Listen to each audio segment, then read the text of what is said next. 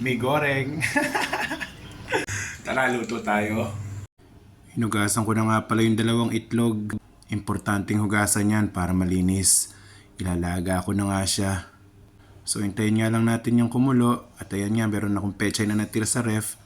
Medyo naninilaw na pero ubra pa yan, sayang naman. So nung kumukulo na nga yung tubig, nung pinaglalagaan ko ng itlog, nilagay ko na nga pala yung dalawang noodles ng may goreng. Tinakpan ko muna para maluto siya. At ayan, tingnan nga natin. Ayan, medyo malambot na. Pag-iwahiwalay natin ng noodles. Ayan, para mabilis maluto, halu-haluin natin. Para pantay ang luto. Iahon na nga pala natin sa kahirapan yung dalawang itlog. At atin na yung babalatan. So ayan nga, medyo malambot na nga ang noodles. Sinulog ko na nga ang gulay. As usual, mekos-mekos lang yan.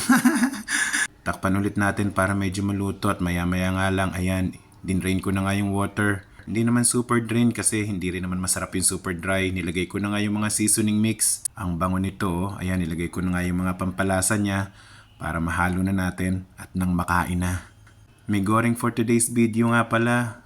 Kasi manonood ako ng sine, babaunin ko yan. Para hindi na ako bumili ng popcorn. O diba, tipid? 30 pesos na lang kasi yung laman ng bulsa ko. Pang-alog-alog ko na lang yun sa bulsa sa New Year. Kaya hindi ko nababawasan. Kaya tipid-tipid muna tayo for today's video.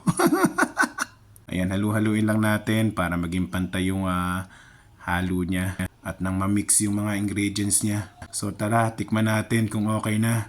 Ayan si Poging Kalbo. Aliw na naman. May pagkain na naman kasi. Approve daw, approve. At ayan nga, isinaling ko na nga siya sa lalagyan. O diba ang gandang tingnan? Nakahanda na nga yung dalawang itlog. Magpakanton na rin kayo. Bye!